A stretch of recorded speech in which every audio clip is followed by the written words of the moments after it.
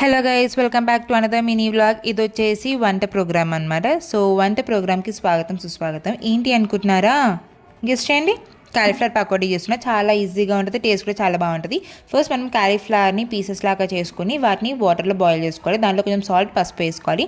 తర్వాత ఆ బాయిల్ అయ్యేంత సేపులో మనం పిండిని మిక్స్ చేసుకోవాలన్నమాట. ఏంటి అంటే కార్న్ఫ్లవర్, మైదా, బేసన్ శనగపిండి, బియ్యం పిండి వేసి దానిలో కొన్ని వాటర్ వేసుకుంటూ కలపాలి. దానిలోకి కారం, సాల్, ధనియాల పౌడర్, గరం మసాలా, జీలకర్ర మెంతుల పౌడర్, అల్లం వెల్లుల్లి పేస్ట్, కొంచెం ఫుడ్ కలర్ వేసి మిక్స్ చేసుకున్నాను అనమాట. ఎక్కువ పల్చగా కావద్దు ఆ పిండిది.